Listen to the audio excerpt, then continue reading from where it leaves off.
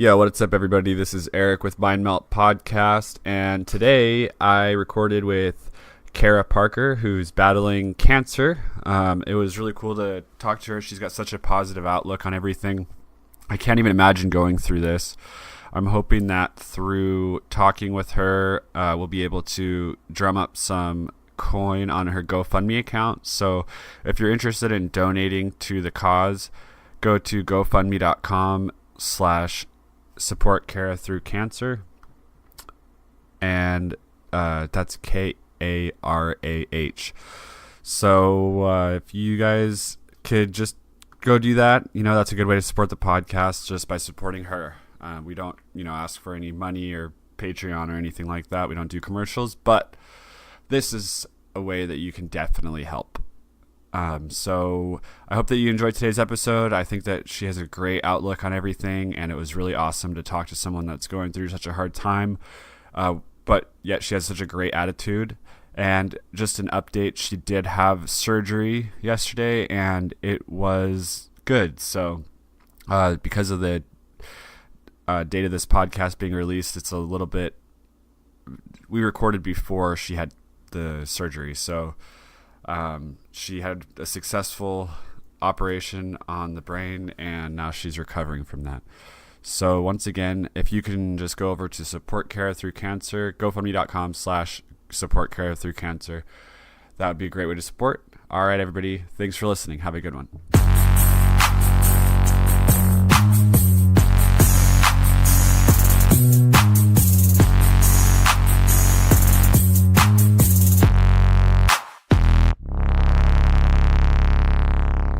Okay, we're here with Karah Parker. What's going on, Karah? Not much. Just getting ready to talk to you. Is it Karah or Karah? It's Karah. You got it right. Okay, cool. I just want to make sure, because I was just thinking maybe I mispronounced it. But nope, you got it. Most of our encounters have been, drunk or otherwise. I know, right? Some form of inebriation and intoxication. Yeah. So, okay, so we were just kind of talking about your GoFundMe and stuff, and I don't know exactly. I mean, I know that you have tumors, but can you explain kind of what's going on with that and why you're trying to raise money? Yeah. So basically, I guess I can just start from the beginning, how it all started. Mm-hmm. So last September, I started getting like really extreme vertigo, like couldn't get out of bed. I couldn't drive to work. So I lost my job. And then I was bedridden for about 2 months because I was having vertigo like 24/7. And so one night I had rolled over and the whole right side of my body went numb and I couldn't talk. And so I thought that maybe I was having a stroke because I had been in bed for so long. And so I had my mom drive me to the hospital because I'm thinking maybe I have a blood clot from, just being in bed. And so I went to the emergency room, and then they put me through the MRI machine, and they're like, you have a tumor in your cerebellum. And it was 2.2 by 2.4 centimeters. And so they didn't have the specialist. It was just in the ER. So they prescribed me some steroids and sent me home. That's crazy. So, I mean, is steroids known to help with tumors, or is this just like some sort of, why would they just prescribe you steroids, I guess? I am honestly not sure, because lymphoma is the only cancer that responds to steroids. And what I have is primary CNS lymphoma, but I still to this day don't know why they did that, because they didn't know if it was cancer. Like, they didn't know what it was. Okay. And they prescribed me it was 16 milligrams a day of steroids. And so by the time I saw my actual neurosurgeon 2 weeks later, it had already shrunk by half, which is awesome. Wow. That it responded to it. And I mean, that's cool. I'm not a neurologist or anything like that. Yeah, me either. But I mean, to me, it seems like, I don't know it. I just can't even imagine being in your situation, like finding out you have a brain tumor. And I feel like if someone said, here's some steroid prescriptions, I'd be like, fuck you, send me somewhere like right now. You know what I mean? I wish I would have. Situation. Like, I mean, what did you feel? What did you say? What did you do? I just can't even imagine. like when they first told me, it was almost like an out of body experience, because it's like, okay, they're showing me my film. Right. They're It's like it's telling almost not even me. you that it's happening to. Yeah, it was like watching it, and it was like, okay, well, I know it's real because they're showing it to me. It explains why I've been having all these horrible symptoms. But it was just kind of like, the best way for me to explain it is like, I felt everything and nothing. Like, Yeah. I felt all the emotions and completely numb at the same time, where Damn. I'm That's like, "Ah, I crazy. don't think I have a brain I tumor." know that's Like, one of those things where what? you're like, that no, that doesn't happen to me. That happens to everybody else. You know, like Yeah. that's just I can't even I can't even imagine. So Yeah. And I had quit smoking cigarettes a month before that, and like oh cut really? out like toxic relationships in my life. And then it was almost like, I'm thinking like, okay, 2018 is going to be awesome. And then they're like, oh, this is happening. And I'm like, oh, Jesus. Okay. Right. So it was kind of like threw me for a loop, and then prescribe, which, yeah, I still would like to know if that's like a protocol, because for other brain tumors, steroids don't do anything. Right. So I don't know if it was something to just like amp up my body. But Because yeah, when I took possibly. them, Hmm. I was like A superhero. somebody, oh my God, I know. yeah. I have Crohn's, and so Yeah. I've had to do prednisone, which is that the one that you did, or I've taken prednisone in the past for like lung infections, but they gave me dexamethasone. okay, I'm not familiar with it, but yeah, I've gotten an injection of steroids before for Crohn's, and it was Hmm. and I bet that maybe that's what it was. I don't know, but man, like both times, it was like the first week I felt like I could take the world over, but then it starts to come down. It's like then you start Yeah. to feel And the it's like, other side effects. Right. yeah. So anyway, sorry. So continue it on. I'm Find trying to out think of where you I. were Oh in yeah, the so I doctor's find out. office. You got Yeah, steroids. Yeah. yeah. So they tell me I have the tumor. They prescribe me steroids and set me up with the surgeon to see. And so I see him 2 weeks later, and he's like, "Your tumor had." At first, he immediately. I'm like so grateful to have him as my surgeon. He is so amazing, and he's so empathetic, and he gives all his patients his private cell phone number, which is like Wow, unheard of. that's great. And yeah, so he And that's doesn't risky. like. That's risky business as a doctor because you got to imagine that you'd be getting fucking phone calls like 10 p.m. when people are just panicking or something. Yeah, seriously, So anybody that like has any weird thing, they're like, "Hello." yeah. So, anyways, And but he's been a doctor for 17 years, and he's never changed his phone number, because that's I told him, I'm amazing. I like, mean, that's I know, just I'm like, I don't want to abuse this property. He's like, you won't. I've had the same phone number for 17 years, and nobody's like made me need to change it. wow. Like, That's great. I mean, so nice. that's great. So continue Yeah. onward. Hang on, just keep on talking. I'm just gonna move Oh, on. you're good. I'm gonna take a drink of water, actually. Okay. So he also doesn't like to prescribe people pharmaceuticals and pain meds and stuff like that, which I find really respectable. So he at first he's like, we want to get you off the steroids ASAP. They're horrible for you. Right. And then when he saw that it had shrunk my tumor, he's like, okay, we're gonna just cut your dose down, because we still have to figure out what's going on with you, and it's making your tumor shrink. So that's, we don't want to just let it run rampant in there. So do you And think that it was responding to the steroids? Do you think that's what it was? oh yeah, it Okay. definitely was, which is a common characteristic for lymphoma. It's the only cancer that responds to steroids, but it's definitely not a long-term solution, unfortunately. And Okay. steroids did take so I had to withdraw from steroids, and the last time I took them was in February. And so I gained like 40 pounds. I couldn't sleep. Right. A lot of it was just water retention. Like Right. my face was so swollen at one point. I was talking to my brother, and I couldn't see him because I couldn't see past my own cheeks. Like, it was horrible. Oh my Every time I goodness. looked in the mirror, I'm like, oh my God, I don't recognize myself. Like, who am I? But yeah, I did all kinds of crazy stuff. So he had me like lower my dose, and they started with spinal taps, because that in the CSF fluid, the cerebral spinal fluid, they can sometimes get a certain amount of lymphocytes in there to give them the positive result of what it is. And then that didn't work for the like lab confirmation, basically. And so with it responding to the steroids and like all the other characteristics, because it's really rare cancer to have. Yeah, because lymphoma. Because you don't have lymph nodes in your brain. So lymphoma, can you explain what the difference between lymphoma and something else would be? Is that what it is? Is cancer in the lymph nodes? It's just the type of cancer that it is, because it's in the lymph nodes and it contains, I mean, okay, I'm not a doctor here. This is just what I've like learned over this last year. Okay. But it has to do with like lymphocytes. So the fact like that I have it in my brain, they don't know how lymphocytes get from your lymph nodes into your brain. Okay. So I have a theory that it's from when I got a concussion, but. Okay. So do you know what a lymphocyte is? Can you explain that, or do you not know? I think I don't know for sure. I think it's just the like cells that move through your lymph nodes. Okay. Like I wish I knew more of the like ins and outs of it, but yeah, there's only so much I've retained through this. Yeah. So continue with your story. So you said that they were at the point where they were trying to figure out where this came from, you know? Yeah, exactly. And so they did 3 spinal taps. Wow. That must have hurt, right?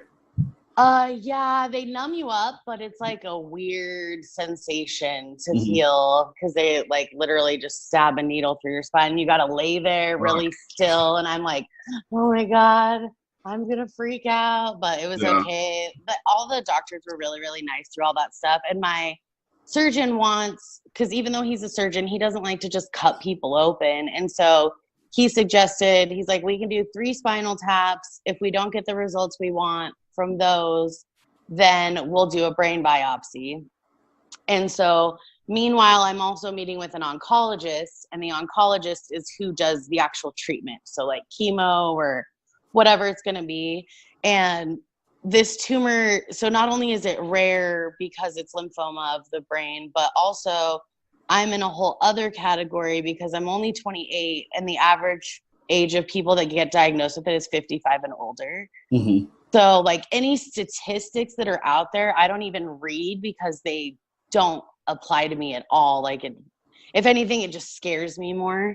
Right. So with me being so young, the oncologist needs a pathology confirmation of what it is. So like they kept saying like, well, if it looks like a duck and quacks like a duck and walks like a duck, it's a duck. So like they had already figured out by March or so what my diagnosis was. It was just the pathology confirmation. So I had to taper off of steroids, get off of them completely, allow the tumor to grow back, like grow bigger. Yeah, which was really an unsettling decision to have to make of like, okay, I guess we're going to let this cancerous tumor grow back inside my head. And so, yeah. You said it was in your cerebellum?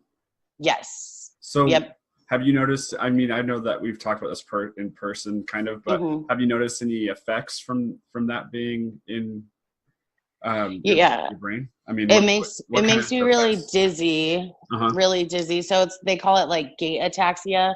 So like before I had been diagnosed, I noticed that I was running into stuff a lot.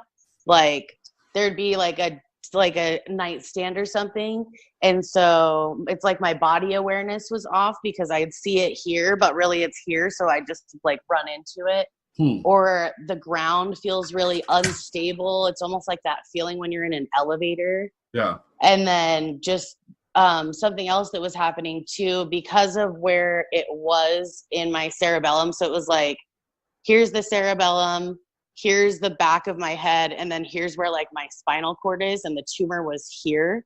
Oh. And so because of the size of it, it was pushing on nerves, on nerves and my spinal fluid. So my spinal cord. So my spinal fluid wasn't draining properly. So when I would lay down flat, I would get this crazy head pressure and my hearing would muffle, and I'd get like spots in my vision because it wasn't draining it properly. And so that was like the biggest thing. Now, as far as what I have now is just dizziness mostly and tired. Yeah. So continue with your story, because I'm not even really sure where you're at. I mean, like, I know where you're at in the story, but I'm not sure where you're at right now in real life. So, yeah. So continue forward, because I really want to know where you're at with this. So. Yes, I know, it's like such a crazy. I'm like gripping if I on didn't, my seat. if I didn't live it myself, I'd be like, what is going on? No, it's fascinating, but it sucks that it's fascinating. I mean, it's like, you know what I mean? It's one of those things where I just couldn't even imagine. So it's pretty wild to talk to you about it, because it makes me, I don't know, think about it differently, because it's, you always hear about this kind of stuff, but not to your friends, and exactly. Bizarre, so and I think I want people to also be aware of, like, someone just seeing me, I look just fine. Right. I look fine. You wouldn't know anything's wrong with me. But like, I have a handicap pass because I can't walk long distances without feeling dizzy, or like last Thanksgiving, I actually fell. And so I will get a lot of dirty looks when I park in a handicap spot. And it's just like making people aware of, like, you never know what someone's dealing with mentally or physically. Like, just because someone looks totally okay doesn't mean that they are. Because I feel like that's something that I've learned through this whole thing, is just like, wow, people really just, and like myself included, like, you see someone, they look fine, so you just assume they're fine. Right. So it's like mind-boggling for people, or when people are like, you have brain cancer, and I'm like, I know, crazy, right? Like, well, here I am, like, surprise. Yeah. What does it feel like to say that? I mean, just to, to say it out loud, like. Honestly, I like the first like bit of saying it out loud, it felt not real. And it's still, even now, doesn't feel real, but I always just feel like I'm dropping a bomb on people. Like, I'm more so like, I hope they don't feel awkward, or like people don't know what to say. And it's like, that sucks too, because I mean, if I were in your situation, and this is probably why I'm talking to you the way I am, but if I was in your situation, I would never want someone to like pander to me just because of a condition. I want them to be my friend. I would want them to treat me the exact same way. Yeah. As if I'm totally healthy or on the brink of something bad. And it's like, because you're still a fucking human, you still deserve the same love and attention and compassion. I'm not like some leper. Right. And you still deserve, to like laugh and have jokes thrown your way and laugh about it, like. Oh, I make some really bad, like, horrible jokes. That's what I would do too. I would love to, I have different things that I've gone through. Like, I used to be a meth addict, so I make jokes about that all the time, right. And it's like, because it is what it is. You can't change, so exactly. And sometimes it's fun to make people feel uncomfortable, like, just a little bit. Of course, like just a tad. Like, my friend I'm Sean, with you 100% on that. Sean, Sean, he was, this is just like a random side story, but I was on my phone and I'm like, dude, there's these pills that you can take and it'll make you tan from the inside out. And he's like, that doesn't sound healthy. And I'm like, oh my God, do you think it might give me cancer? And he's like, I can't handle these jokes. Get used to it. It's not going to stop. Well, good. I'm glad that you have that outlook on it, because it could be all too easy to get into a cycle of just feeling shitty, and that doesn't help your situation at all. Because even if it doesn't change your situation, at least trying to enjoy your life, because you never know what tomorrow's going to bring, and it's got to be, but nobody does. And that's the thing. Exactly. You know what I mean? Like, you could have this happen to you and you can come out of it fine, or something might happen, but I could be driving down the road and the same exact odds are there. You know what I mean? Yeah, exactly. I can get into a car accident, or I could, and so trying to appreciate the moments that you have, whether or not you're going through something as horrible as brain tumors or just a normal average day. It's so important I'm sure that this has probably made you appreciate life in such a different view, right? I mean, Oh yeah. I mean, we've met before. Like I did not give a shit about myself. Like, I was just getting drunk and getting high and not caring and right. like not taking care of myself. And Yeah, I told it's really myself I was cool happy.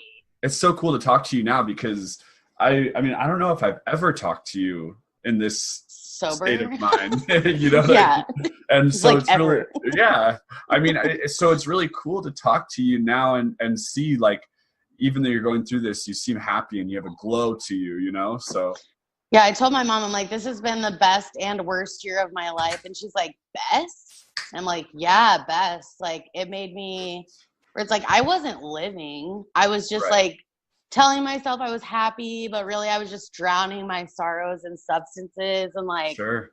after being sober for probably like 3 months, I was like, oh my God, like you Yeah. were a train wreck. Yeah. And it's also boils, like, I was telling myself I was happy, but I didn't know why I was sad, or like, then being able to be sober and like look back on it. And like, I was a sad person. I looked outside myself for like self-esteem and validation. And like, I would have never come to those conclusions if I wouldn't have gotten cancer and had to become sober. Like, Yeah. Well, and that's it made me realize I was just wasting so much time. totally. Well, that's the thing. And it's so funny because you've got problems with your brain. And I just recorded a podcast last week with an actual neurologist slash neuroscientist. He wrote this really good book called The Skeptic's Guide to the Universe. But it was fascinating talking to him because I think I've told you this in the past, but neuroscience is like my favorite thing in the world. Yeah. I love it. Yeah. It like, I read biology and neuroscience books, like, or listen to them on Audible like every day. I'm like a freak with this shit. All about it. Yeah, it's really weird.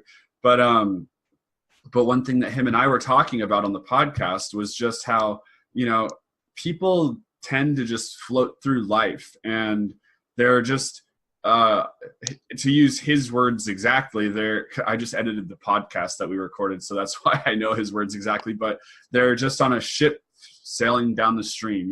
It's like, yeah, they are, you get in these cycles of, waking up, going home, going to work, and you get in these cycles, and your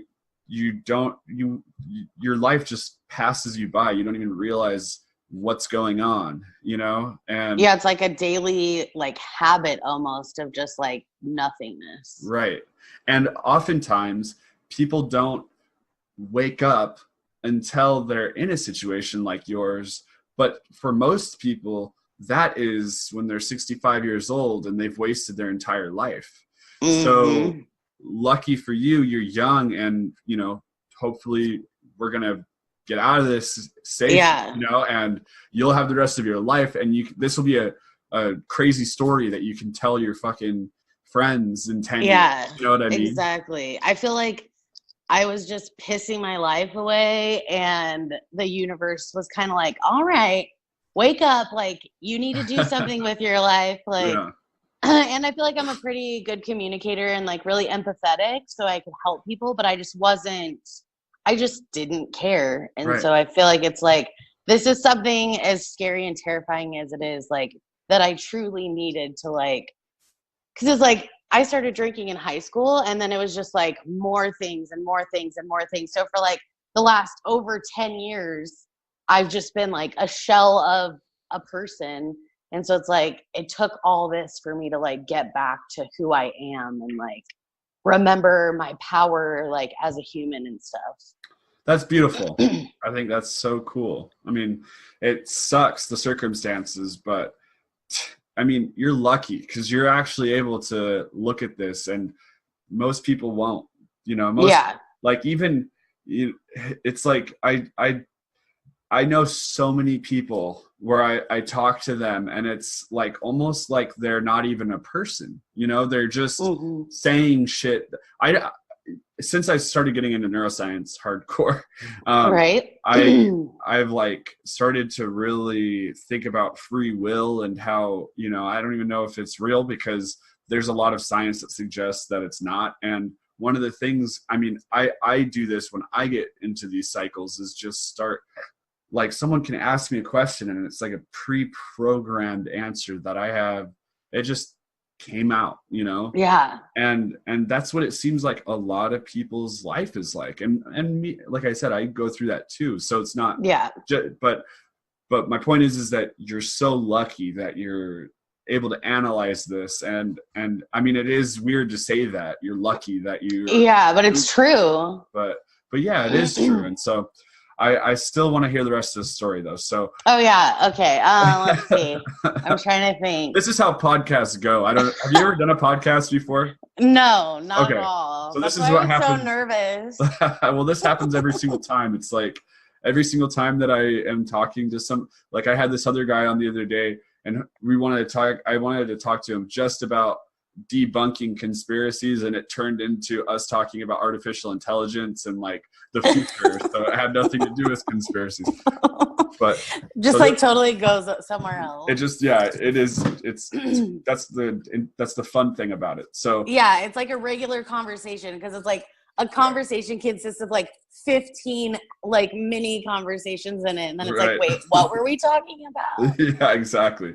So yeah, we're gonna get this car back on the track though. So you're at the point of them trying to figure out what the hell this was, basically. Yeah, so they're trying to figure it out, and then spinal taps. Yeah, spinal taps. So it's like they had it figured out, but they needed the pathology confirmation for me to be approved for chemo, because I'm so young and the chemo is so intense. Like, it could make me infertile. I could go into early menopause. So I'm like, always joking. I'm like, I'm going to be 200 years old by the time this is done. Yeah. But so it's like, it's understandable, but at the same time, it's just a little bit like, I guess, frustrating in a way, because it's like, we know what it is, but they have to have that pathology confirmation, basically because I think they just don't want to get sued, which I get.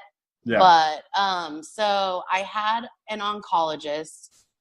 She was at St. Alphonsus, so she's the chemo doctor, basically. And this experience taught me so much.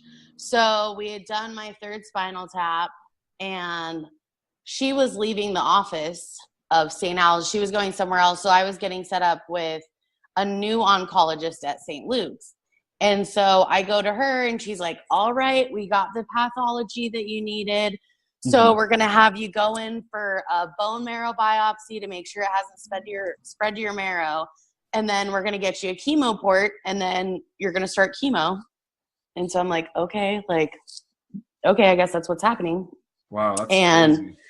Yeah. So the crazier part was then I go see my neurosurgeon, and he starts talking to me about getting my brain biopsy. And I'm like, what?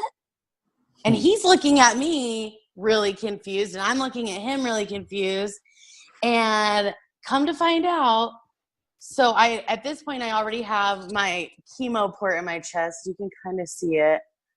So it's basically like, is it a bump? Is it a bump? Yeah, it's like a little, let me see if I can get this. There's like a little lump with a little scar. Yep. So what it is they make a pocket in your chest, run a catheter up into your jugular vein, and then it goes down the catheter goes into the top chamber of your heart. Mm-hmm. And that's so that when they administer the chemo drug, it doesn't destroy your vein. So it's putting it into the part of your body that has the most blood to basically dilute it in a way, as far as like not get it to as many carriers as it can. Yeah. And also putting it into, like, they can't just administer it like into a vein in your arm, because it would just basically like eat it. Sure. Like, it would just deteriorate it. So that's scary. I mean, that is that's so scary. I can't. It's freaking terrifying. Yeah. Like, and also the thought of like the things that it can do to my body is kind of stressful, but that's why I've made like other like life choices. But so I'm in my appointment with him, and he's talking about my brain biopsy, and I'm like, no, I'm not doing that. Like, we have my result. And so I'm starting to question why he seems as confused as I do. And so I was getting ready to go to my new oncologist at this point because the doctor I had at St. Al's was leaving. So I requested my medical records because it was something I needed to get to file disability anyways. And they apparently, the spinal tap result didn't yield what they wanted to.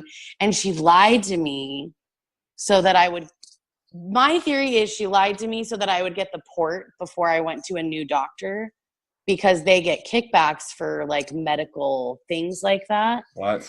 And so I'm trying to get the bill from St. Al's because I'll be able to, there's like a line item that will tell me if she got money for it. Because when I got, freak the fuck out. I mean, oh yeah. I mean, every month I have to go get it flushed. And so I forget about it. And then when I have to go, because it's an infection risk. So then when I go to get it flushed, it kind of like drums that up again of just like, how could someone do that to someone? Yeah, I mean, have you ever heard of there's a serial killer well, he's dead now, but they used to call him like the Doctor of Death. And oh God. Yeah, and he used to just like give people a certain type of high blood pressure medicine so that they would have heart attacks. And fuck, I am so sorry, I'm confusing my stories. That's stupid. That is a true story too, but this isn't the one that I was gonna tell you about. There's another doctor who got patients onto chemo treatments for cancer when they didn't have cancer. He misdiagnosed them intentionally, told them they had cancer so that they would get chemo. There was like 250 people over the course of like 10 years that he had done this. Oh my God. And I mean, these people lost their houses. Yeah, this is a different story than, I don't know why I was telling you about the Doctor of Death. This dude wasn't a serial killer. This dude was just an asshole. But just a selfish doctor. Yeah, financially motivated. But you know, it's like when you think about the science of how people can do that, it's got to just be that it's like the trickle effect. You know, they start. It's like they start here and they're just like, you know, maybe someone's on the fence and they're like, well, okay, it could be, and they justify in their head, it could be cancer. So let's just take the precautious measures, and they kind of convince themselves that they're doing a good thing by doing that. But they also know that there's the incentive, so they're also making money. And then all of a sudden, like, you know, maybe 6 months later, they have a similar case where it's like, you know, I'm like pretty sure it's not, but there's that little chance, and they kind of like lie to themselves. And then all of a sudden, 10 years down the road, you've misdiagnosed 200 people so that you can fucking buy a Beamer in a condo. Yeah, right. And those people that do bad and then convince themselves and rationalize it, I feel like are some of the like scariest people, because it's like, I mean, exactly. They're aware of it, but then they're like, I'm okay.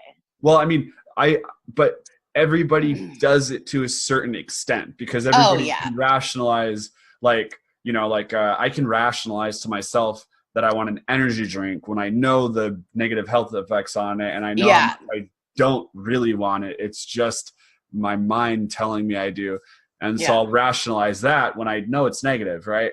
But I mean, I've been there with selling drugs and doing drugs and just so many things. And then, but it's almost that same kind of trickle effect. It's like, you can, once you start rationalizing things to yourself and lying to yourself and not being honest, you can really end up in a weird place, you know? Yeah, it's like a wildfire. People just go down a crazy black hole of like, how did I get here? Yeah, exactly. Then you wake up and you feel like, you know, you've already gone this far, and you're just like, and how do you turn back? You know, it's like, how do you stop now? So, and then people keep going with it because they're like, oh my God, well, I've already made all these horrible decisions and I can't just own up to it. So I might as well just keep going with it. Right, exactly. It's such a weird, I mean, humans are so ridiculous. We are so good at lying to ourselves. But it's crazy. So anyways, so chemo. Oh yeah. So she tells me I'm going to start chemo, blah, blah, blah. I get the port. Then my doctor says you have to do a brain biopsy. So I get my medical records. And so when my appointments first started, it would be me, my mom, my sister, and my aunt, like all mobbing into these appointments together. And so they were all there for the appointment where she said, because I wouldn't have gotten my port yet if I knew I had to get a brain biopsy still. And so it wasn't like I misheard her or anything. So like they were all there. Can you explain to us why? I mean, like what you mean? Like, because I don't really know why what a brain biopsy is and why you wouldn't do one and not the or why wouldn't you do both? Like, yeah. So the spinal tap, there was a chance that it would show the pathology results that they wanted. Well, because of the steroids working so well, it didn't show in the pathology what they were looking for. So the next step would be a brain biopsy. She just didn't tell me any of that. Okay. And Okay, so basically, I skip around when I tell stories. So do I. So basically, what you're saying is because the pathology reports didn't come back the way that you wanted them, or the way, not that you wanted them, the way that, to get you. The doctor required. Yeah. So because of that, then you didn't even know if you would be approved for chemo. Yeah. And when she told me to get my port, that I was getting my port, she told me that the results were what they needed to be. So that's why I'm like, why would I have brain surgery? Have you contacted her at all? Well, the plot thickens. Okay. So I get my medical records. In the medical records, she wrote that she told me that I had to get a brain biopsy. She told me the results weren't correct, which is just like, what? That's bullshit. Yeah. It's like she literally just fabricated medical records. Wow. So I'm like, I could probably sue her some way, but I don't have enough energy for that. But so I go. So now are you bringing like a fucking recorder with you into the doctor's offices? I not with my neurosurgeon because I don't have to worry about that with him, and not with my new oncologist. But so like after she left St. Al's, I went and saw a new doctor at St. Luke's. And where did she go? Did she like leave St. Al's to go be a prostitute or something? She should have. She has her own office now. So I see the oncologist at St. Luke's. He's a total douche. Don't like him at all. Okay. And so I'm like, yeah, no, I'm not doing this. Like, I want a different doctor. And so I text my neurosurgeon and I'm like, can you talk to an oncologist at St. Al's or somebody where you can explain my situation that's going to want to give me chemo? Like, how many cancerous brain tumors does a girl got to have to get some chemo around here? Like, come on.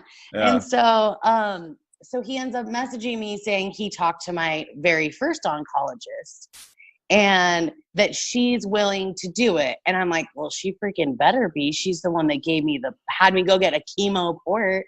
Like, I would hope she's going to treat me. So then when I went back to her in July because I'm like, I don't trust her, but if she's going to do what I want, which is give me chemo, then I'll do whatever. And so I go and see her. And so I recorded our visit because if you're a patient, you don't even have to notify them that you're recording them.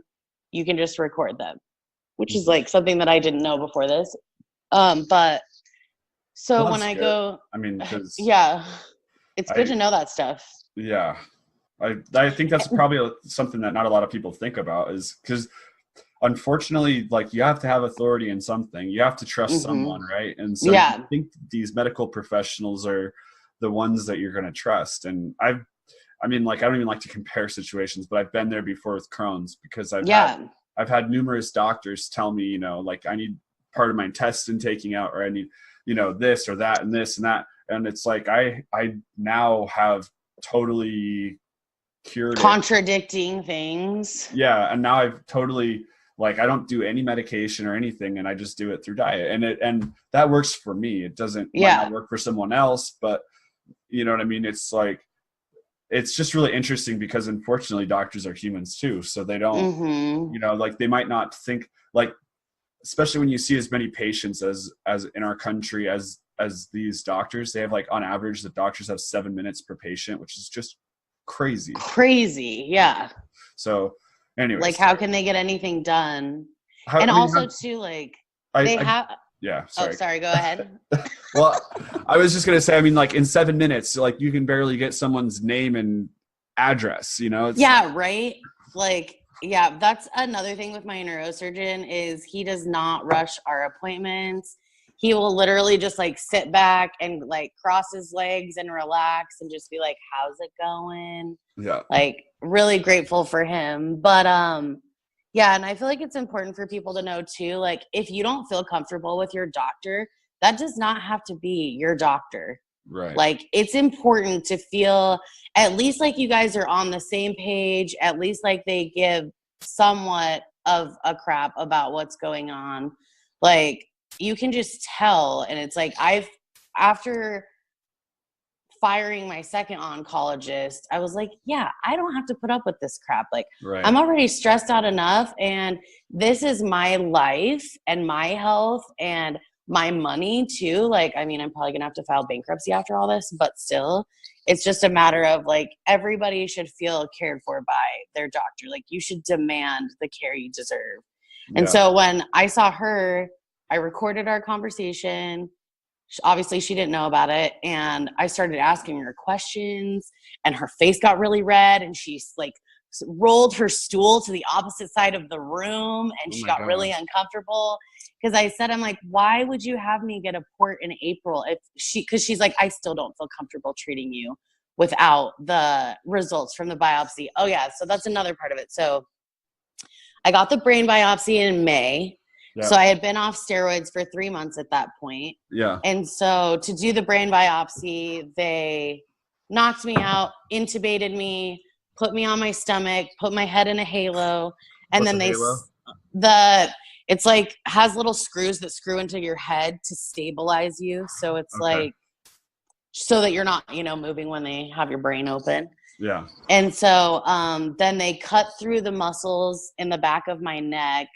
And my surgeon did research to make it as minimally invasive as possible since the tumor's in the middle of my head. Yeah. And so he shaved down the bottom part of my skull, which is wild. Like, it won't grow back, but that's so weird. I know. And he's like, it'll be okay. It's fine. And I'm like, well, you're the neurosurgeon, so I just got to trust you. So does that mean, like, side tangent, does that weaken your skull? No, he said it doesn't have any negative impact on it, that where it was at and how little it was, that it's not something that could cause like further health problems. Okay. And so then what he did is he took the biopsy needle through the natural crevices in my cerebellum to get to the tumor to biopsy it. And I had my surgery. I stayed in the hospital that day, that night, and then went home the next day because he did it so minimally invasively. And I watched YouTube videos of it before I went in for surgery because that's a great idea. But there was one that I saw where this woman's tumor was in the same spot as mine, and this surgeon took like a skull flap, and then you just see him put a needle through her brain, just right through it. Like, my God, like I can only imagine what her recovery was like. Like after seeing that, I was so grateful. I'm sure you know more about this than I do, but the brain doesn't have any like nerves in it, so you don't feel anything in the brain. Yeah. So a lot of times when they do brain surgeries, they'll like keep you awake and like poke around and prod. Have you I've seen stuff about that, and they can like tap into different parts of your brain that you use. Give you like out of body experience and all this weird stuff, and I don't know. It's really like, bizarre, but so I was really afraid of having anesthesia because I'd never had it, and so really? I did my chemo port placement awake with just local anesthetic, and then I did my bone marrow biopsy awake also, and then when they're like, you have to get brain surgery, I'm like, all right, I guess I'm gonna go under anesthesia for the first time. Like, here we go. But it was just like everybody says. I just went to sleep and then I woke up and everything was fine. Yeah. But of course I freaked out on the way there. So when they got the results back from my biopsy, which was pretty disappointing, was that because the steroids work so well, the report shows tumor has all characteristics of primary CNS lymphoma, but does not show as active. Okay. So like it had basically just was stagnant. Like it wasn't growing, it wasn't shrinking, it wasn't doing anything. So I kind of had a brain surgery for no reason at all because it didn't give the results that I want. Did they they just leave it in there? Yeah, these aren't really operable because they feather into the brain as Oh, okay. opposed to normal ones that are like a mass that the Sure. brain is pushed around or whatever. Okay. And so, yeah, they can't really So like, can they like see it while they're in there? I mean, I'm assuming so, Yeah. but he took pictures of my brain and text them to me. I have them on my Instagram. But yeah, like my actual brain, he took pictures of it, which is just like, whoa. What's your Like, Instagram, just in case people want to go there right now and look at your brain? Karah Dactyl. So KarahDactyl. Okay, because I'm sure if it were me listening, I'd be like, I need to look at that. Yeah, right. Please show me the brain pictures. Yeah, and there's like pictures of my scar on the back of my head and the blood coming out of me from where the halo was at. Because after I was really nauseous after surgery, and so blood just starts like pouring down the side of my head because I'm like basically puking. Wow. And yeah, so that was an experience. So yeah, I had the biopsy, got the results, showed it as not active. So it's been just like this waiting game. I fired her again, that oncologist. Now I have a new oncologist, and I really like him. He's really honest with me. He doesn't make me come in for appointments. If we can just do it over the phone, he will, which I think is like so amazing because so many times it's like come in for an appointment and then I wait for 45 minutes and then it's like 3 minutes of an appointment. I'm like, I'm really glad that I came all the way here for this. Yeah. But he's really cool. So I had my checkup in August because they've just been like monitoring my tumor at this point. So I had a checkup in August. Everything was fine. And then in August, I stopped eating meat. So I've just been doing vegetarian eating, which I actually did up until I was like 16 or I was 15. And my hair actually fell out from an autoimmune disease. This is actually a wig. So I haven't had hair since I was 15. Oh, wow. So it's like anytime I don't wear my wig into the doctor, like if I have like a cold or something, they're like, so you haven't had chemo yet? And I'm like, no. And they're like looking at me like, well, but you don't have hair. And I'm like, I just so happen to already be bald before the cancer, but I haven't done chemo. Okay, so you need to circle back to that for sure. I don't understand what made your hair fall out. It's an autoimmune disease called alopecia. Oh, and I've heard of alopecia. Yeah, so it can be triggered by stress. And I was just under a lot of stress that summer. And so all my hair fell out. Crazy. Yeah, like 2 weeks before high school. You think it had to do with stress? You think it definitely did. It can be genetic, like it can be passed on, but nobody else in my family has it. And so weird. That's just crazy. Yeah. So at first I had alopecia universalis, so I lost all my hair everywhere. I didn't have the only hair that didn't fall out was my eyelashes. But like my eyebrows they're tattooed on. I used to draw them on, but my mom just paid for me to get them tattooed on a couple months ago. And of course I'm like, oh my God, that's crying. Nice. But yeah, it was really nice. And so I lost all my nose hair, which you don't realize how important it is. So just dust. Oh yeah, I had just to clean my bedroom, I had to wear a mask because I would just be choking because. So do you still? I didn't have nose hair. So I have nose hair now, and I have patchy leg hair and patchy arm hair, and the hair on my head. It came back at one time for a year and a half because I got put on prednisone, and so the steroids are suppressing my immune system. So it's not attacking my hair follicles because that's what alopecia is, just like anything autoimmune is your body rejecting itself. And so what do you think that had to do with your diet? Because you said before that all of it, I'm sure. You think besides the stress. So I was never a meat eater when I was a kid growing up. And just like now, I just quit eating it because it tastes bad to me. And so I was just like, I think I'm just going to try being vegetarian because I was meal prepping stuff and just find myself never eating the meat that I meal prepped. And so before my hair fell out, I never ate meat. And then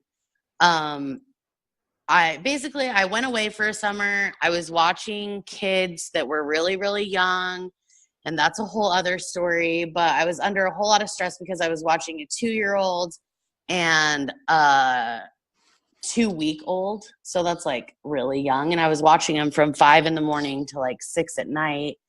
And it was for a member of my family, because they were a young mom not making smart decisions on where they were leaving their kids while they went out to party. And so I was just like, well, I'm not doing anything for the summer and I love kids, so I'll go up there. And so the person I was staying with didn't cook. I didn't have my own money. And so she just always would eat out.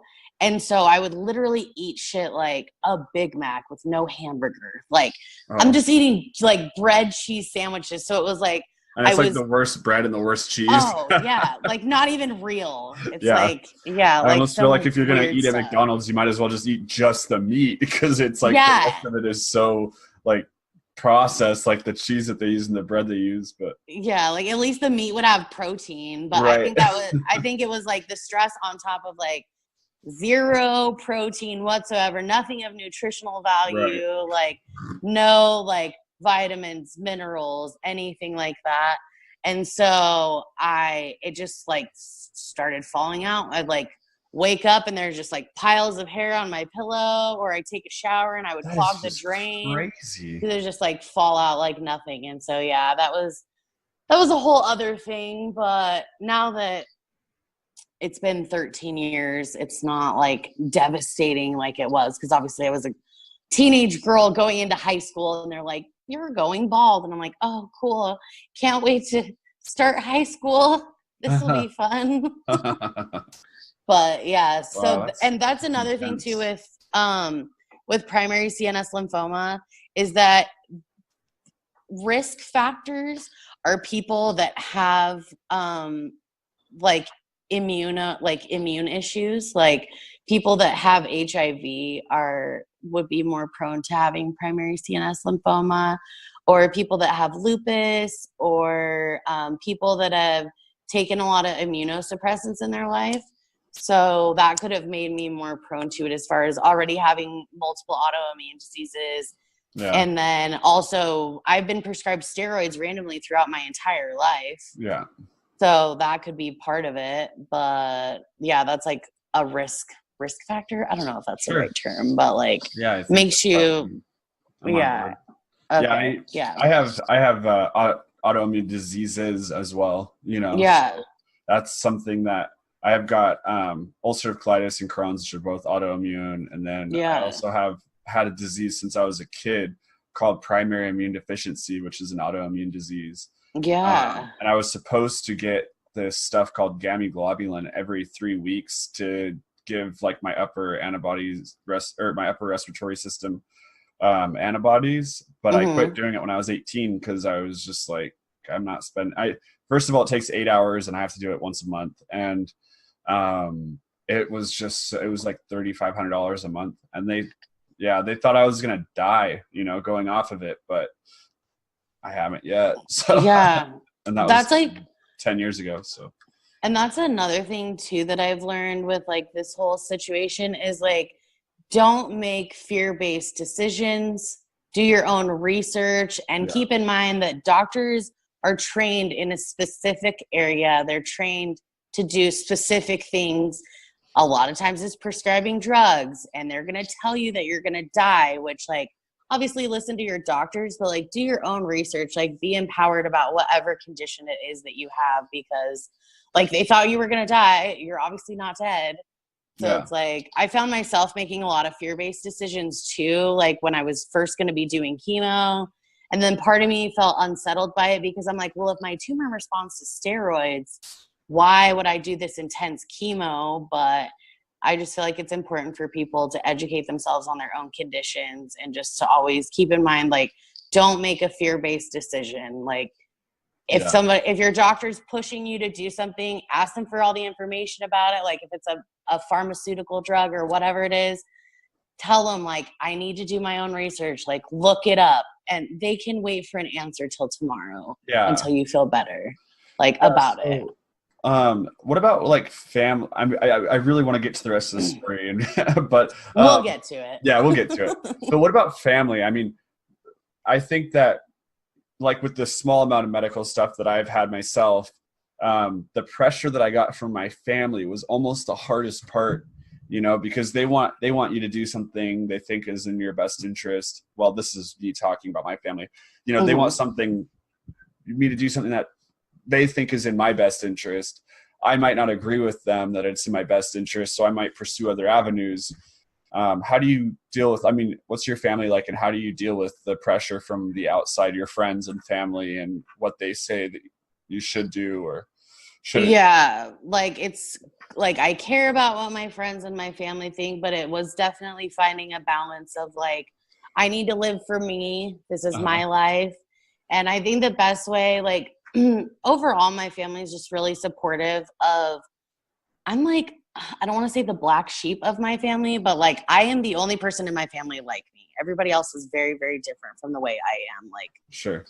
nobody's was ever into the party lifestyle besides my dad, but he's actually always has been and is currently, he's a meth addict. Okay. And so he's the only person that's like had those type of life experiences. But everybody for the most part is really supportive.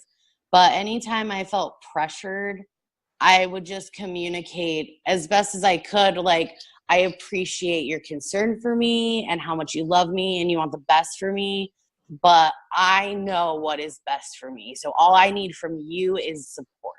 Yeah. And people are pretty receptive to it because it's like, you know, obviously you still think about the feelings of your loved ones. It's like, I don't just want to shut somebody down, and like, I want to acknowledge what their action is, like what they're doing, because it's coming from a loving place. Sometimes it can be overbearing and controlling, but it's like, I don't know. I feel like this year has taught me to just communicate. Yeah. Nothing, like, it's better to just say it, because you can say honest things in still a respectful way where people are receptive.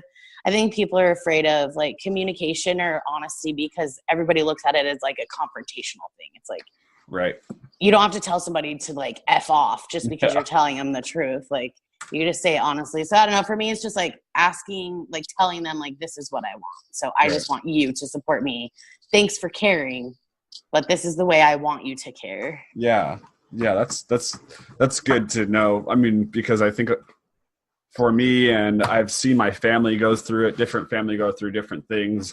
And even like my uncle had cancer, and I don't remember what he was going to do, but I thought, I mean, I don't know why I thought this back then. I thought he was making a mistake. I definitely don't think that now, but I was kind of vocal about how I thought it was a mistake.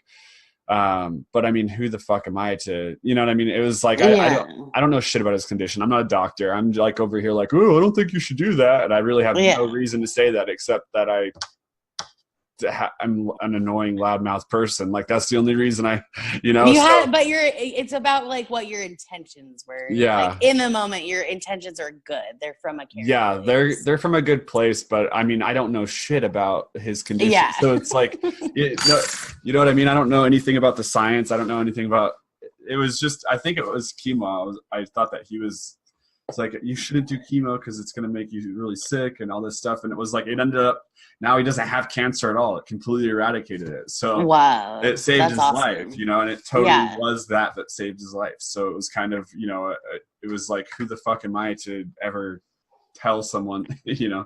Right. It's hard though. Also too, like, everybody is an expert. And I mean that in like a loving way, but it's like when you go through things like this, like, right. everybody is an expert. Everybody wants to throw their 2 cents in, which I appreciate.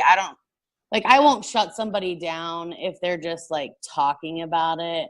I only say something if I feel like they're being like forceful, where I'm like, okay, like, thank you. No, thank you. Yeah. I mean, like, you can never know what you do in this situation until you go through it. I mean, I just, you know, and it's so much easier to be like, oh, I don't think you should do that. It's like, okay. Yeah, well, you don't have to make these decisions, you know, like, I don't think that you could, you know what I mean? Like, it's so, yeah, I can't even imagine. But so anyways, so where are you at right now with everything? Okay, so where I'm at right now is I had my follow-up in August. Everything was fine. When you say Fine as in tumor was still there, but it was the same size. It had actually shrunk a little bit from my brain surgery because after my brain surgery, they have to put you on a small dose of steroids for like 10 days. So it had shrunk a little bit just from that. And so I, after my visit, I was like highly like motivated because I'm like, oh, things are looking good, because I've been on the fence about chemo for a long time. Like, I'd gotten the port when I was really making fear-based decisions. Then I went back to being like, hell no, I'm not doing chemo. I'm not going to do it. It should be a last resort, which I still feel that it should be a last resort because everybody's body's different. Things respond a different way. But like, that's also why, like I said, educate yourself on your own condition, because you still don't want to put your life in jeopardy. Like, you want to stay true to yourself and do what you feel is right, but like, don't mess around with your life. But so I've been on the fence about it for a long time. And so I was like, okay, well, I'm going to eat vegetarian. I take this like 17 blend mushroom supplement and some plant-based DHA. And because DHA is like one of the only things that's ever been shown to cause cancer cell death outside of things like chemo. And so the DHA that I get is from plants. Oh. Nope. It's a plant-based like DHA tincture almost. Have you ever thought about going back to that, to eating fish for DHA? Just because I think that plant DHA is absorbed differently by the body than DHA from fish. I mean, it is. Yeah, it is. And I've thought about it, and I quit taking the DHA probably like maybe a week ago, like a few days ago, because I started to get these tingling sensations in my body, and it could have been from getting the flu shot, which I've never gotten before, but I got it because I was really scared. And so this whole thing has made me really hyper aware of my body. Sure. So if something's happening, I try and find correlations of like, okay, what have I changed recently? What have I done recently? And so I stopped taking the DHA for like I said, like a week ago. And so all those tingles in my body stopped. So I'm definitely going to look more into like, cause I'll do whatever I have to do for my health. Like, it's not like, I'm not like, oh my God, I'm never eating meat again. It's like, I quit eating it because I was eating shit meat anyways. Sure. And I think that's like the most important thing. Cause I was vegan for a long time, for other reasons, not health reasons, but for like animal rights and all that stuff. But I got really sick with my Crohn's stuff, and meat was kind of like what rescued me from that situation, which a lot of people would find to be weird and ironic, but that was like the thing that I switched and like kind of eliminated all my symptoms. But the key there was that I went to a very high, like it's very high quality stuff, and like where it came from. Exactly. Yeah. And one of the things that has been the most important to me is that I eat mackerel and sardines, which like, I know it doesn't sound the best, but mackerel is the highest in DHA and EPA. Fish, like one of the highest sources of DHA and EPA. Really? And I would highly recommend going to like the co-op and finding some there's a specific brand that I get. It's called like, I think it's Wildlife or Wild something Organics, and they have skinless, boneless mackerel, and I think it tastes great. It's kind of an acquired taste. You have to do it. But like, if you do that like 2 to 3 times a week, which I do it 2 times a day, but if you eat 2 to 3 times a week, you'll get your like your goals for the month of DHA and then some, and it's just, but the thing is because of the way that mackerel is, the nutrients in mackerel, it has a really dense nutrient profile. So the way that DHA is absorbed into the body, there's certain things that you have to eat with it, and certain oils to help with the DHA to make it absorbed into the brain and stuff like that. That makes sense. Just like how magnesium helps with calcium absorption. Exactly. Yeah. So that's just kind of, and how, phytic acid in kale, for example, if you just eat kale, it has like anti-nutrients that make you not even absorb the nutrients in kale. But if you eat it with avocado, the avocado has certain oils in it that help with that absorption of the nutrients. So it binds to the negative stuff and then makes the positive stuff come through. So there's like, they're finding out all this stuff now about, like the science of eating. Yeah, because for so long, everybody thought that it was super important to have, like the proper amount of protein, carbs, calories, and all these fats, etc. Yeah. And now they're finding out, well, there's a lot of other shit in food that's really important. It's not just carbs, protein, and fat. It's like, how much DHA, how much, what kind of fats are you eating? What kind of protein are you eating? And so there's how is it actually absorbing into your body? Right. So, but so that was just kind of something I was going to ask about with the DHA, because for me, I have noticed a substantial difference in my brain cognition ever since I started eating mackerel. I mean, it's like night and day almost. I was like a bumbling idiot before, and I feel like ever since I started, I mean, there's probably a lot of different things. Like for one, I just eat healthy in general, so that's got to be a part of it. Yeah. But the mackerel I noticed a pretty, like, I can notice during the week when I don't eat that versus when I do. It's really cool. But I'm gonna go get that then, because I will, like I said, I'll try anything for my health. Yeah. And I feel like fish is not even though I haven't been eating meat for a few months, I feel like fish would probably be a more tame thing to introduce back into my body. Yeah. So what I do with when I eat mackerel is I just make like a salad, like a big ass salad with like shitloads of like leafy greens, avocado. I like sauerkraut, but then I put the mackerel on there with avocado and that stuff. And it just like, once you eat it consistently for a little bit, like you will crave it all the time because it makes you feel so good. It's just, it's really cool. So I'll send you the name of the brand and please do. Cause I'll be all over that. Yeah. But it's just something to try out. And like you said, listen to your body. If you don't think that it's something that's helping you, then fucking trash can that idea. Yeah, it's like I'm willing to try. I've tried a lot of horrible things in my body, so I'm sure trying mackerel that's healthy for my brain is probably one of the healthier things I've tried over the years. Yeah. I mean, so do you have to talk to your doctor about diet at all? Like, did you guys ever discuss that? They've never said anything to me about it. Most of the stuff that I've figured out has just been Google, the internet, friends, people that know people, or things about stuff. Yeah. But, I mean, it's the thing that sucks about it with diet is it's kind of like what you said, everybody's an expert. And, there's a lot of misinformation and there's a lot of different opinions out there. Like, there's this new fucking ridiculous phase that's going on, the carnivore diet, where people are only eating red meat. Have you heard about this? Yes. Like, it is what? It's so stupid.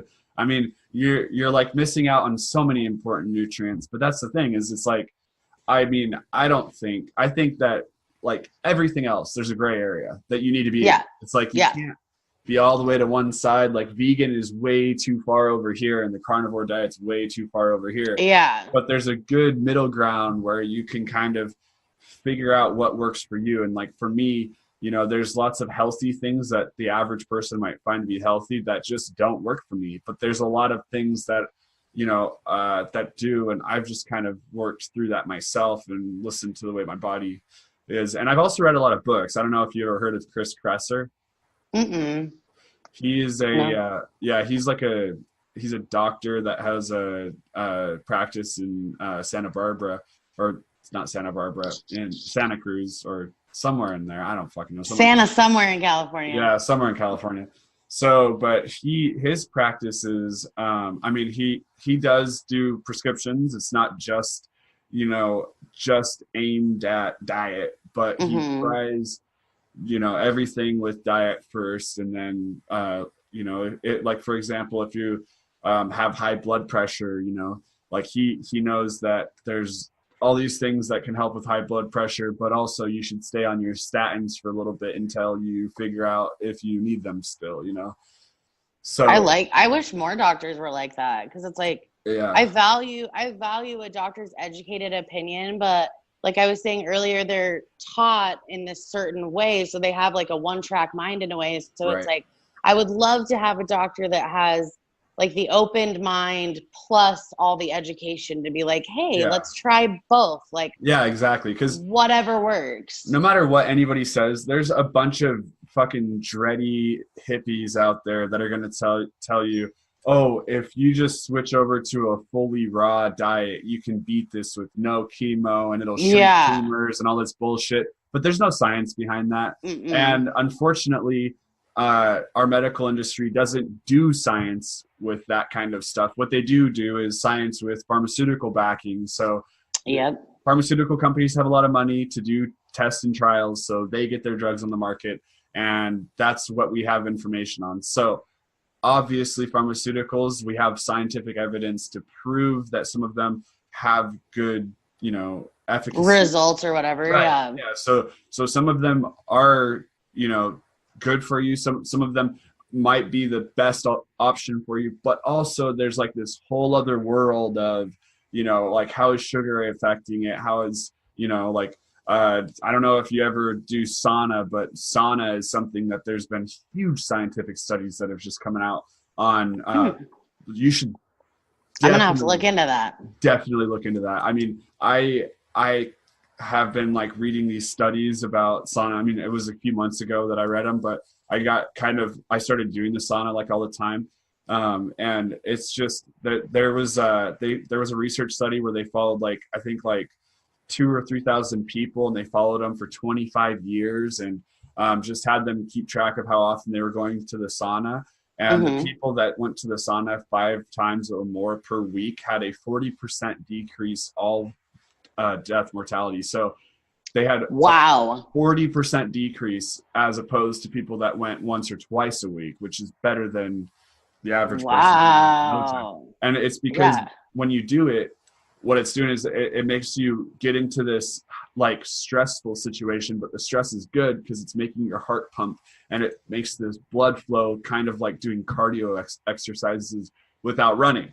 So you have a lot of the same benefits as cardio because it gets the blood, flowing through your body. And that makes sense. Yeah. And there's they're called heat shock proteins and heat shock. Okay. Have you heard of Dr. Rhonda Patrick? Mm-mm. All right. I'm going to send you this doctor who is just. Yeah. Send me all this stuff. I want to know about. Yeah. It's really cool. I'll send you that. I'll send you the name of the company that makes mackerel, and I'll send you the Chris Kresser guy. And I have one of his books on my Audible. If you want to, you can listen to it. But so anyways, I always love new information because it's like that's the beauty of like interacting with fellow people. Is it's like there's just shit you may have never known if you didn't talk to someone else. Yeah, and I mean the most important thing with any of this shit, no matter what it is, like period, no matter what it is, whether it's you're talking about religion or science or brain shit or whatever, there's got to be there's got to be like nuance. There has to be somewhere in between. It can't be just black and white on everything. So it's exactly. Not all pharmaceuticals are bad, but some are, and some pharmaceutical companies are the devil, and some aren't. Yeah. And some really have the best interests in mind, and some don't. So it's like, it's so important, I think. And being in your situation, it's got to be so, it's just there's so much information out there. It's got to be so difficult to weed through the mud. Well, yeah, and like how you said, like misinformation. It's like for every article that I found that is supportive of something, there's 10 articles on why it's the worst thing in the world. So it's like all you can really do is like educate yourself and ultimately just go off your intuition and listen to your body, because it's like it's not all the same for everyone.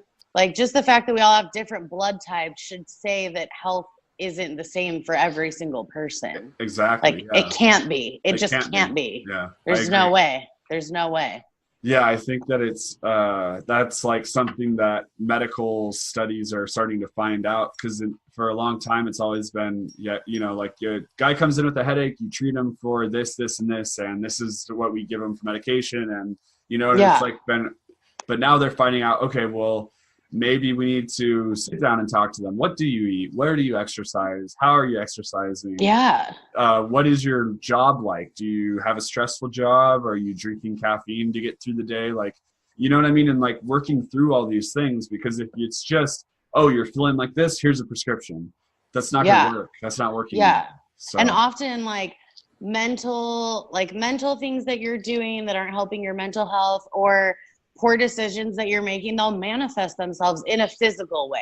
Like not always, but it's like, they have to take that into account. I feel like doctors underuse their patients' own knowledge of themselves. Yeah. Like, I feel like that's like a doctor's biggest tool is like, ask your patient, like, what is up with them? Yeah. And also like, there's a reason why there's such a thing as a placebo effect, because placebo means that you're able to change it with your mind. Your mind state can affect your body. And so that's a real thing. Like we know for 100% sure, like 100%, people can trick themselves into feeling different, either negative or positive. People can make themselves feel better or worse.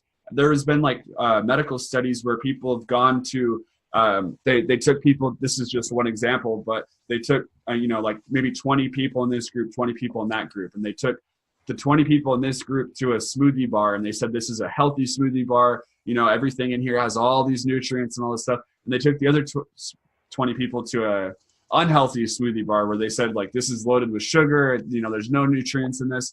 And, but they actually gave the people the same exact smoothie.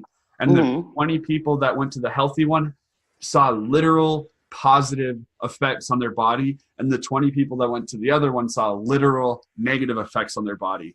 Because that's so crazy. It is crazy, but that's the power of your mind. I mean, I'm not saying that you can just cure things with the mind. Don't get it twisted, because I would never say something. But the mind does have an impact. Yeah. And that's something that we need to know. I mean, we need to know that we can, depending on how your outlook is when you go into something, you can affect your life essentially. Oh yeah. Like if I would have gotten brain cancer like 4 years ago, I don't even know what kind of state I would be in. Like, I was really depressed. I was like, maybe outwardly appear positive, but really I was really negative and pessimistic. And like, just having like, my mom actually she's like, what you do is called stoicism. This was like a while ago. She told me this. And so I looked it up because I'd never heard of it.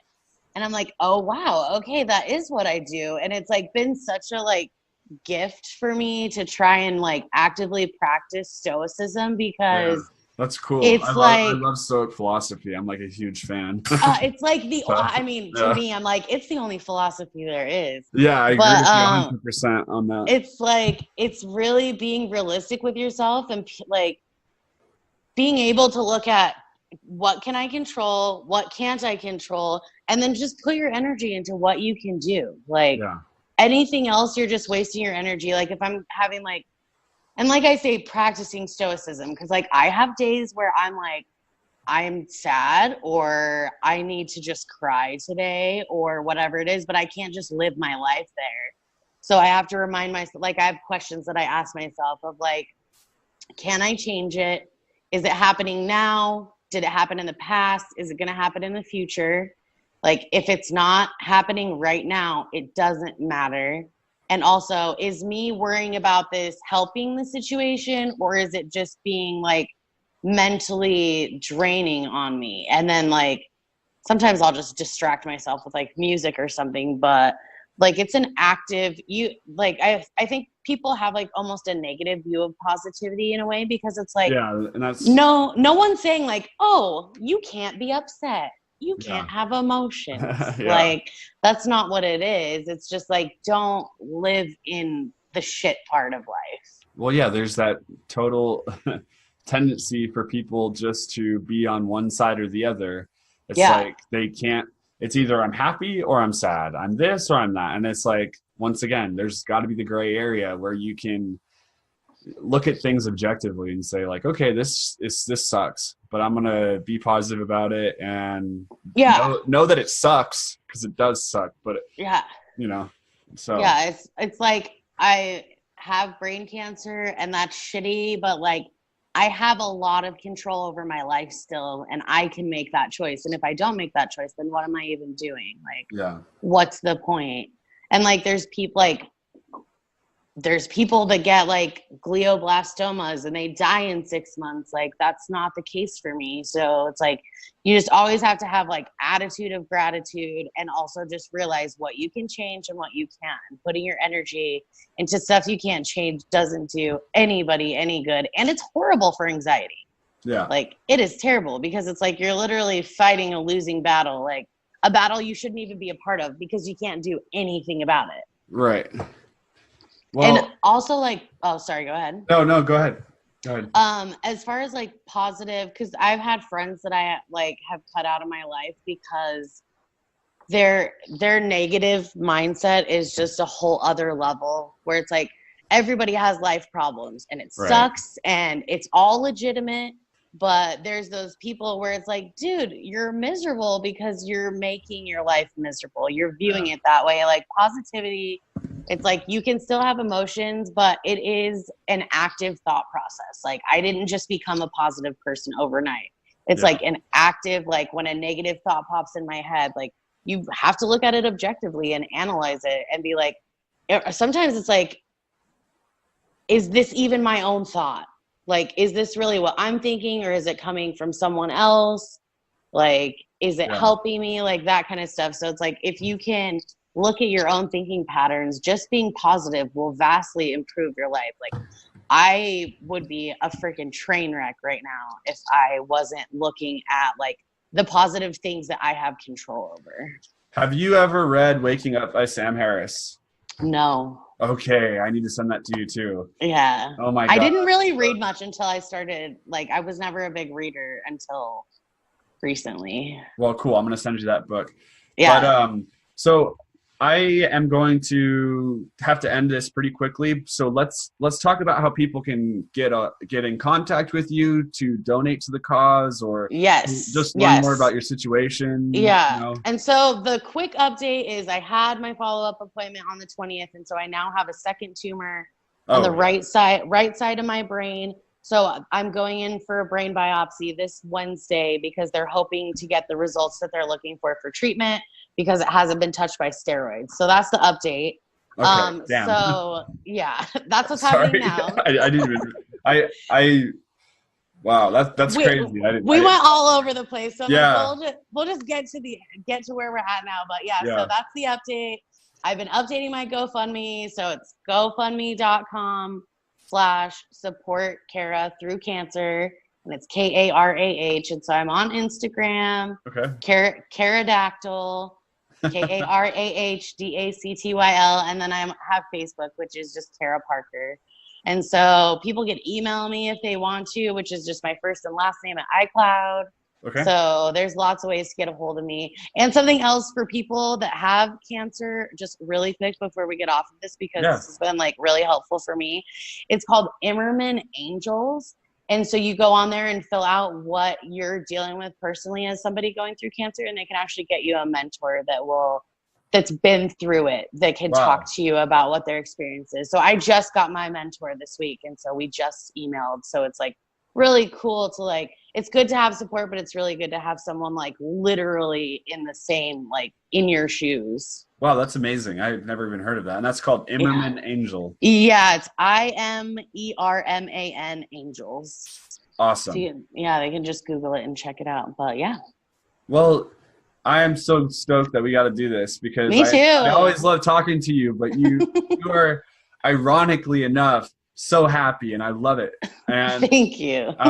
We definitely should talk more, like yes, I'm down. We can do this podcasting again, or we can just Skype for the hell of it. You know what I mean? Yeah, I'm down with all of that. I was really nervous, and now I'm not. I'm like, hell yeah, this is sweet. Good. I'm into it. Good. That's good. That's what I hoped for. So yeah, thank you for having me on here. It was freaking awesome. Well, I certainly, I really hope that we can get some awareness through this, and I will help out as much as I can. We'll do some. Yeah, this is helpful too. So yeah. Yeah. But all right, we'll hang out just for a second. I'm going to pause this. Okay. So.